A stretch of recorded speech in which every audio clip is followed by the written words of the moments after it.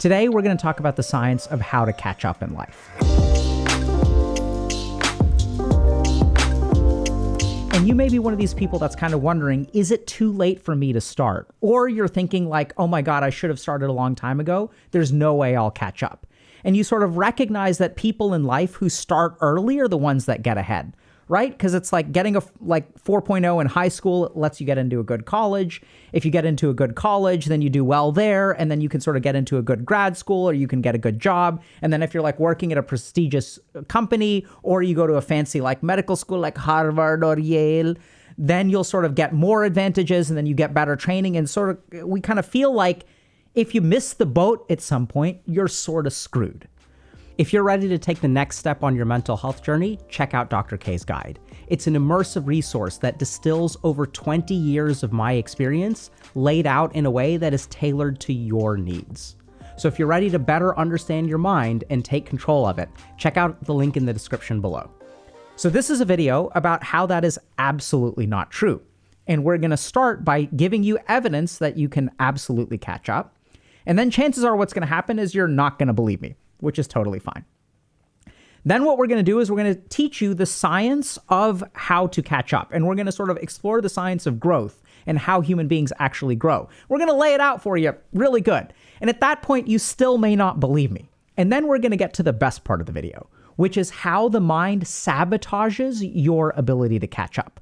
And I've worked with a ton of people as a psychiatrist who are behind in life. These are degen gamers. These are people like who are alcoholics. And they've fallen so far behind that they think that they can't catch up.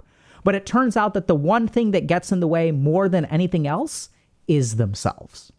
So let's dive in. Let's start with sort of the science of catching up, okay?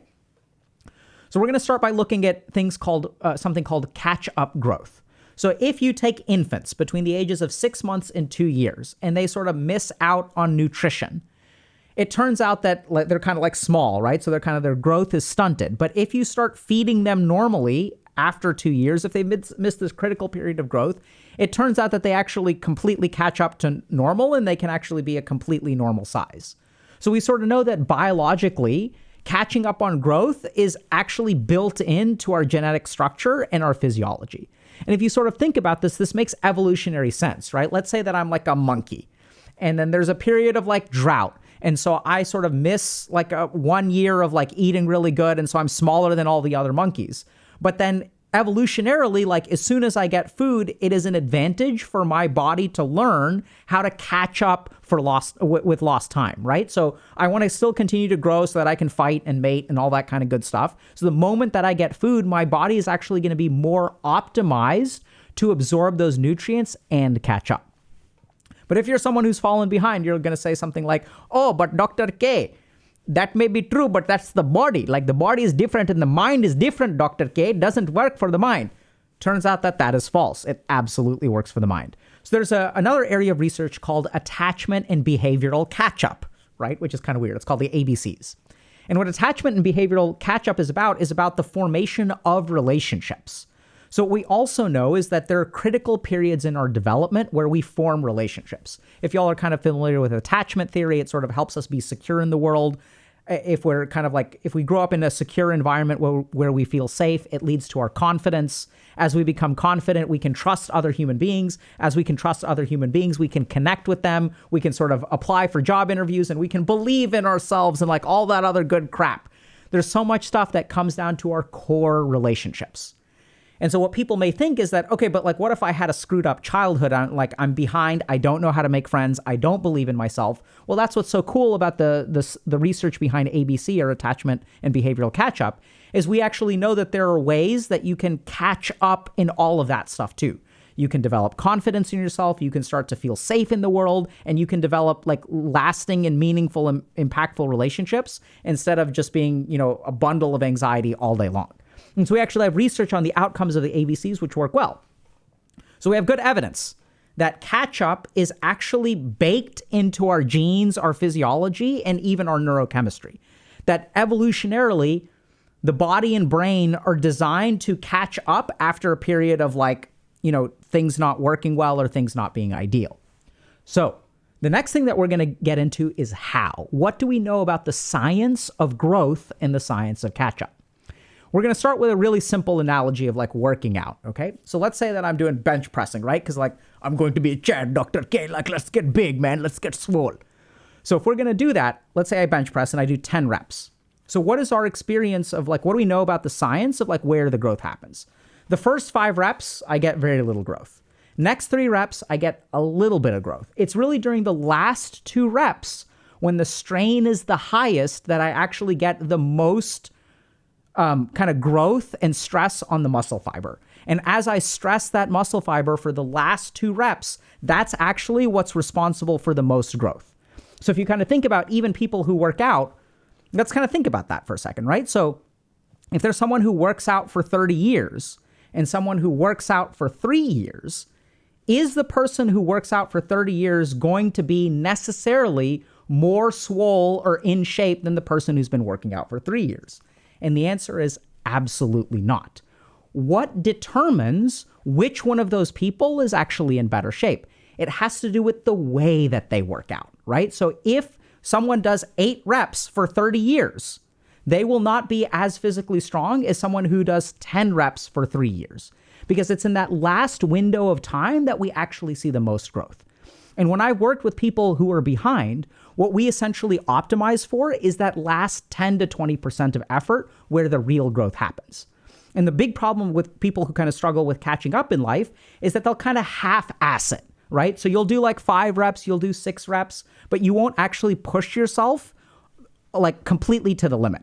And there's a good reason for that. And that's because if you really look at the last 2 reps, those are the hardest to do.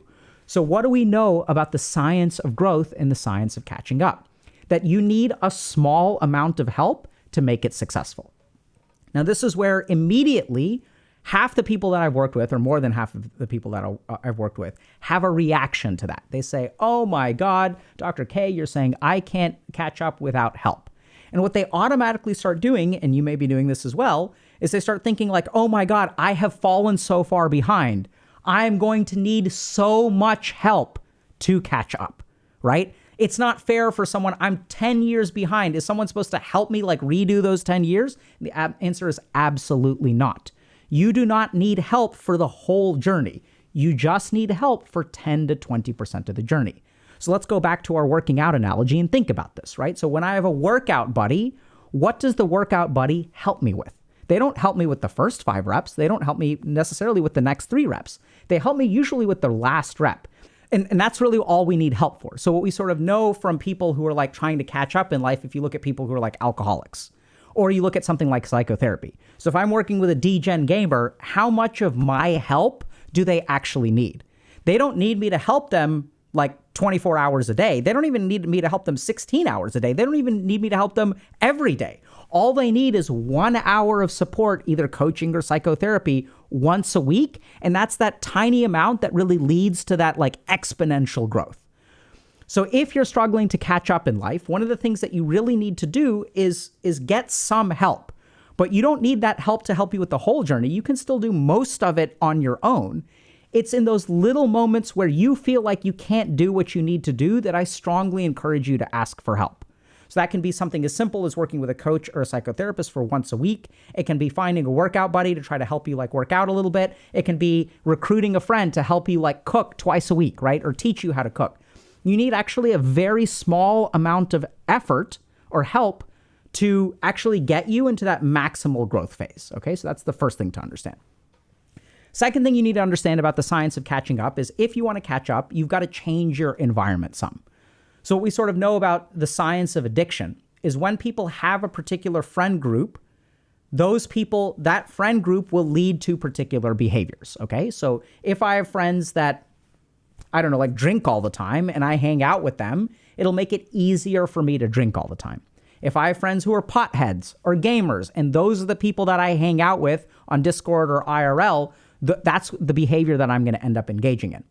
So generally speaking, if you fall behind in life, chances are the reason you fell behind is because you were with other people who are generally keeping you behind. So that can even be things like parents or siblings who are a little bit abusive or don't like support you in the way that you need. Or it can be a friend group of like fellow degenerates. And I was one, right? Like, so the thing that we love as degenerates is when like everyone else is degenerate with us.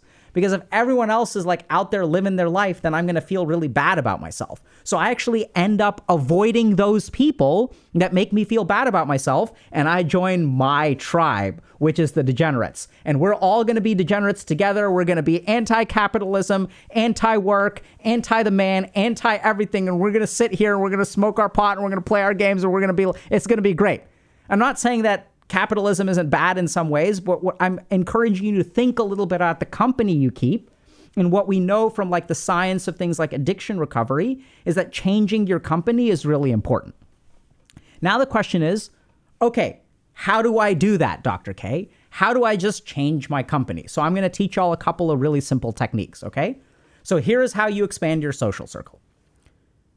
You go to a place where hopefully it's not the same people that you know. So you can go to like a networking event, you can go to a party, you can go to a meetup, you can go to like, you know, everything like an escape room, like just find a group of people. It doesn't really matter. And you've got opportunities. So just go there. And then you're like, but I don't know anyone. So I'm going to teach y'all a really simple way to talk to people so that you can join people. It's really simple. So you can walk up to people like, let's say you're at a conference or party. You can say, hi. So look at them, make eye contact, smile. Okay. So you want to go like this.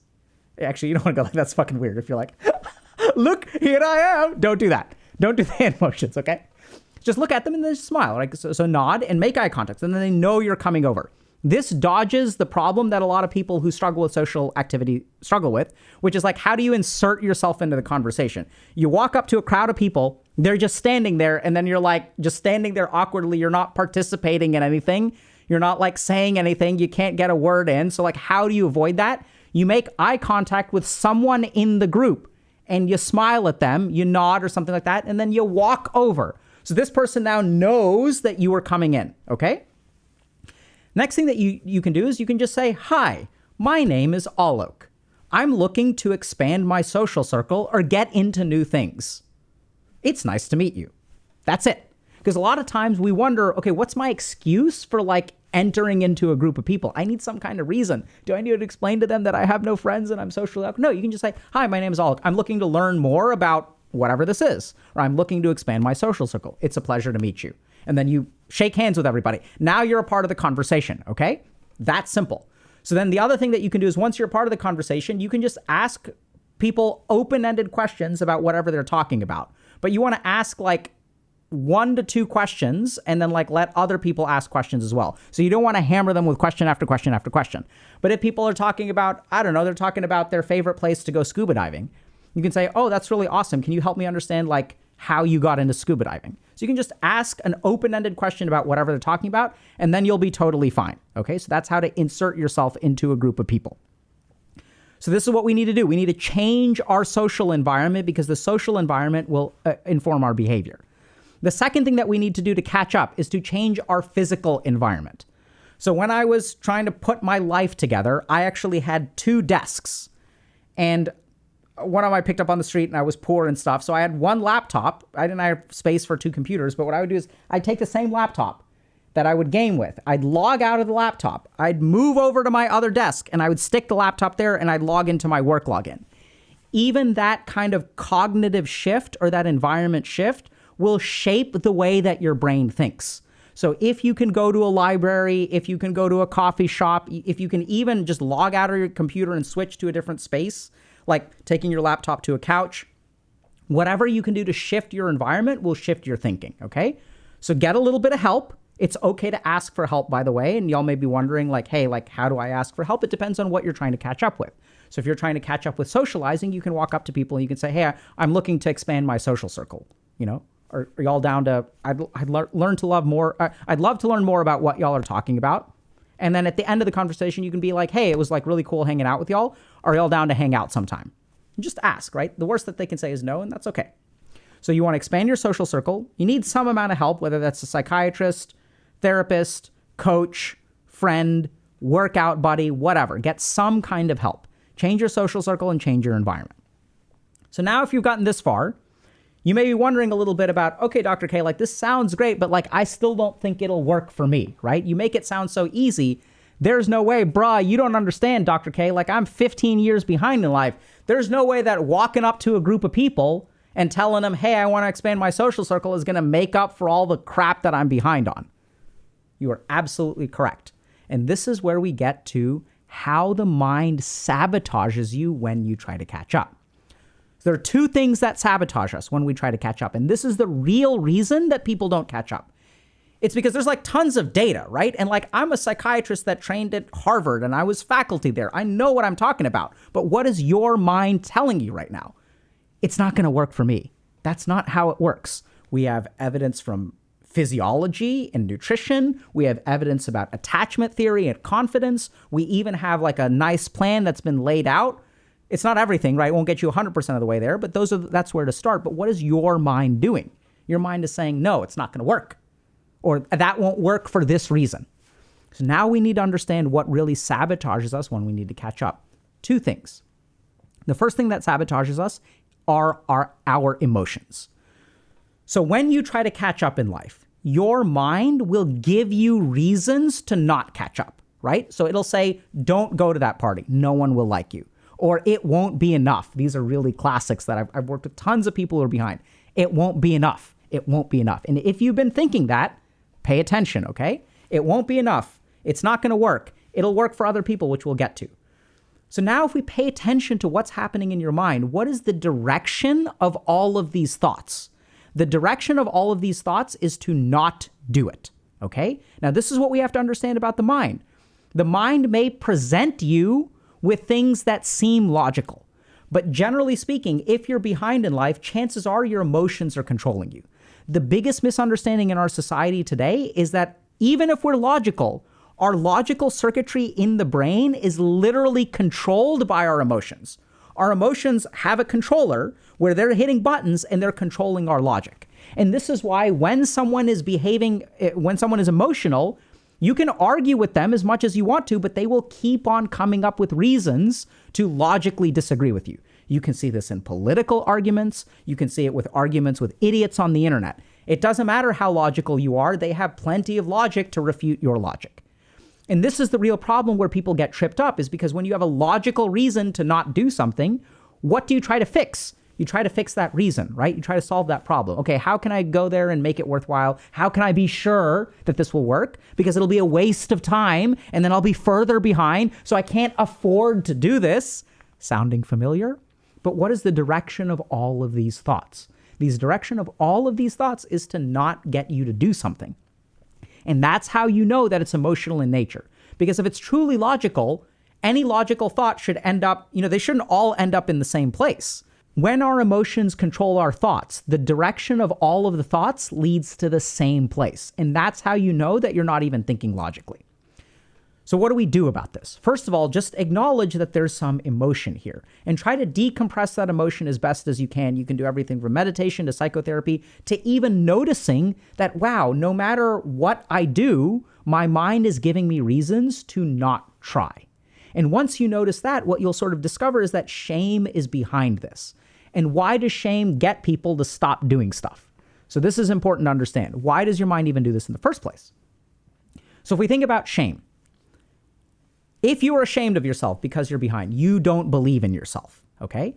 If you don't believe in yourself, your mind calculates your attempts as failures. So like your mind is thinking, okay, we're pathetic, we're behind, you need to be ahead to get ahead in life, right? And we missed that boat, so we're screwed.